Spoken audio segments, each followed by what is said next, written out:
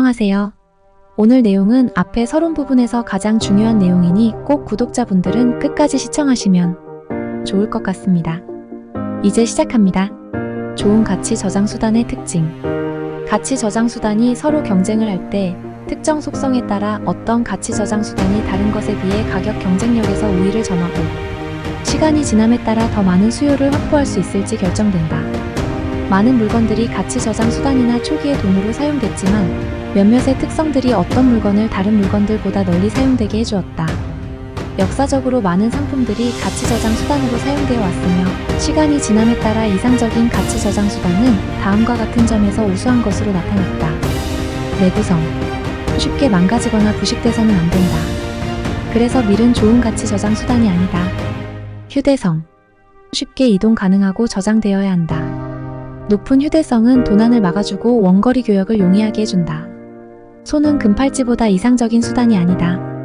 대체 가능성. 같은 무게나 양의 다른 물건과 교환이 용이해야 한다. 대체성이 없으면 물물 교환에서 동시에 원하지 않으면 교환이 일어나지 않는 경우가 발생한다. 그래서 모양이나 양이 불규칙한 다이아몬드보다 금이 대체성이 뛰어나다. 인식성. 좋은 물품은 쉽게 확인되고 진짜를 증명할 수 있습니다. 쉬운 검증은 거래 수취인에게 확신을 주고 거래가 성사되는 가능성을 높여줍니다. 분할성. 쉽게 쪼갤 수 있어야 한다. 거래 빈도가 적었던 초기 사회에서는 중요하지 않은 특성이었다. 이 특성은 교환이 빈번해지고 교환하는 양이 작아지고 정교해질수록 중요해진다. 희소성. 닉 자보가 말한 것처럼 화폐성 상품은 반드시 위조 불가능한 희소성을 가져야 한다고 말했습니다. 너무 풍족하지 않고 대량으로 얻거나 생산하기 어려워야 한다는 것입니다. 희소성은 희소한 것을 소유하려는 인간 본연의 욕구와 관련된 특성이기 때문입니다. 희소성은 아마 가치 저장 수단의 가장 중요한 특성일 수 있습니다. 검증된 역사. 사회에서 오랫동안 가치가 있는 물건으로 인식될수록 더 뛰어난 가치 저장 수단이 될 수 있습니다. 오랫동안 살아남은 가치 저장 수단은 외부의 압박이 있거나 상단에서 말한 특성이 아주 뛰어난 새로운 물건이 나타나지 않는 이상 교체하기 어렵습니다. 검열 저항성. 새로운 특성으로서 감시가 만연한 디지털 사회가 발달한 현대에서 중요해지고 있는 특성이다. 검열 저항성은 기업이나 정부 같은 제3자가 물건의 소유자가 그것을 사용하거나 보유하는 것을 막는 것이 얼마나 어려운가를 측정하는 것이다. 검열 저항성은 개인의 자본을 컨트롤하거나 정상적인 거래를 막으려고 하는 정부 체제 하에서 사는 사람에게 유용한 특성이다. 이 표는 비트코인, 금, 법정화폐를 위해서 설명한 특성에 대해 등급을 매겨놓은 표이다. 또한 특성에 따라 자세하게 비교한 설명도 설명할 예정이다. 내구성. 금은 논란의 여지가 없이 내구성에서 뛰어난 물건이다.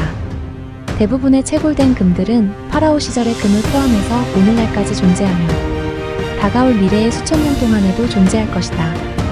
고대에 쓰였던 금화는 오늘날에도 가치가 있다. 법정화폐와 비트코인은 기본적으로 물리적 형태로 변형시킨 디지털 기록이다.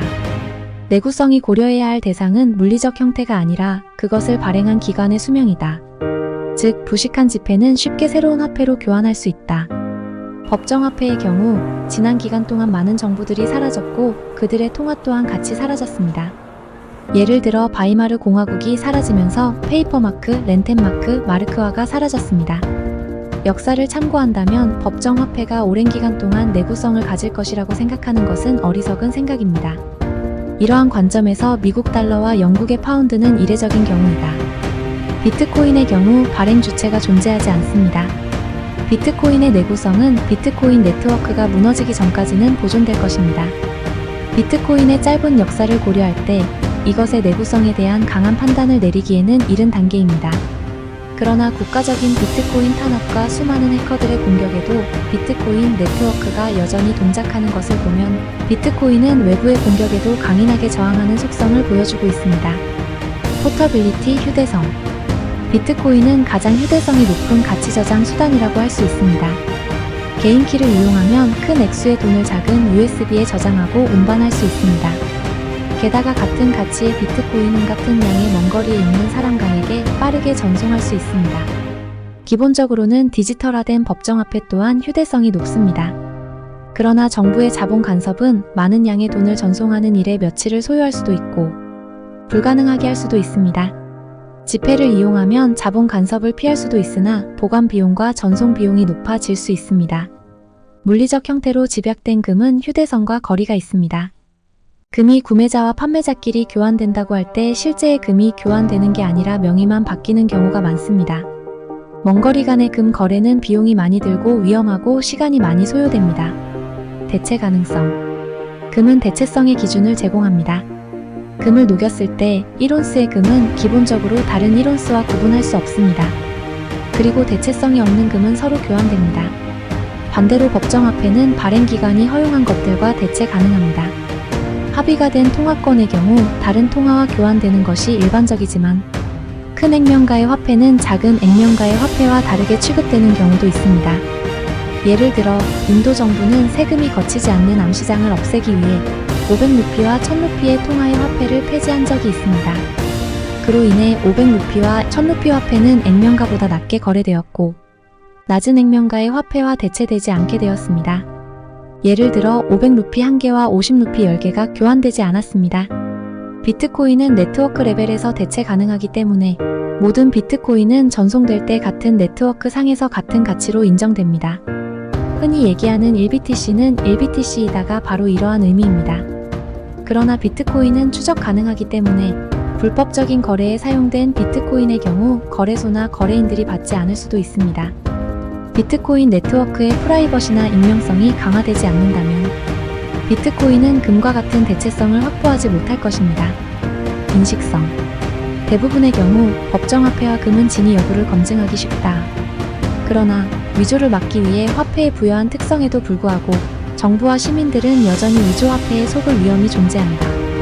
금 또한 위조에서 자유롭지 않습니다. 정교한 범죄는 도금한 텅스텐을 통해 금 투자자들을 속입니다. 반면 비트코인은 수학적인 특성을 통해 검증이 가능합니다. 암호화된 서명을 통해 비트코인의 소유자는 자신의 비트코인을 공개적으로 자신의 소유권과 비트코인의 진위를 증명할 수 있습니다. 분할성. 비트코인은 1억 분의 1까지 나눌 수 있고 이 같은 작은 단위로 전송할 수 있습니다. 단 전송 수수료 때문에 이 같은 단위의 전송은 경제적이지 않을 수 있습니다. 법정화폐는 실제로 구매 능력을 가지는 잔돈까지 나눌 수 있기 때문에 충분히 분할성이 있습니다. 반면 금은 물리적으로 분할은 가능하지만 상황에 맞게 거래가 가능한 작은 단위까지 나누는 게 힘들 수 있습니다. 스캐시티, 희소성. 희소성은 미리 정해진 발행량이 있는 비트코인이 법정화폐, 금과 가장 구분되는 속성입니다. 비트코인은 2100만 개가 발행되도록 설계되어 있어서 비트코인의 소유자는 자신이 가지고 있는 비트코인이 전체 발행량에서 얼마나 차지하는지 알 수 있습니다. 금은 줄곧 희소성을 유지해왔지만 채산성이 좋은 새로운 채굴법이 나오면 전체 공급량이 급격하게 늘어날 수도 있습니다. 가령해저 채굴이나 소행성 채굴이 그 예입니다. 마지막으로 가장 최근에 등장한 법정화폐의 경우 계속해서 공급량이 증가하는 모습을 보여주고 있습니다. 정부들은 정치적인 문제를 해결하기 위해 법정화폐의 공급을 늘리는 모습을 지속적으로 보여주고 있습니다. 전 세계적으로 지속적인 돈의 공급 증가는 법정화폐를 저금하는 개인들의 가치를 시간이 갈수록 줄일 수 있습니다. Established History, 유구한 역사. 금보다 역사가 긴 화폐성 상품은 없습니다. 금은 인간 문명이 존재하면서부터 가치를 가져왔습니다. 먼 과거에 발행된 금화는 현재까지 상당한 가치를 지니고 있습니다. 법정화폐는 이와 다릅니다. 법정화폐는 최근에 생겨난 이례적인 경우입니다. 법정화폐가 등장하면서 이것은 전 세계적 공통적으로 가치를 잃어가는 경향이 있습니다. 인플레이션을 사용하여 세금을 걷어가는 방법은 몇몇 정부를 제외하고 사용해온 교묘한 방법입니다. 법정화폐가 전 세계의 화폐에서 영향력이 커진 20세기에 생겨난 경제적 사실은 법정화폐는 장기적, 중기적으로 가치를 유지할 수 없다는 것입니다. 비트코인은 짧은 역사에도 불구하고 많은 제거 시도를 견뎌내고 당분간은 사라지지 않을 것이라는 가능성을 보여줬습니다. 게다가 린디 이펙트, 즉 어떤 것의 미래 존재 가능성은 존재 기간에 비례한다는 것에 따르면 비트코인이 오래 존재할수록 사회적으로 비트코인의 미래 존재 가능성을 높게 평가할 것입니다. 즉 새로운 화폐적 상품에 대한 사회적 믿음은 그래프에서 볼 수 있듯이 시간이 지남에 따라 점차적으로 신뢰가 증가한다는 것입니다. 만약 비트코인이 20년 동안 존재한다면 많은 사람들이 인터넷이 현대 사회의 영구적인 특성이라고 생각하는 것처럼 사회적으로 이것이 계속 존재할 것이라는 확신이 생겨날 것입니다. 센서십 리지스턴스 검열 저항성.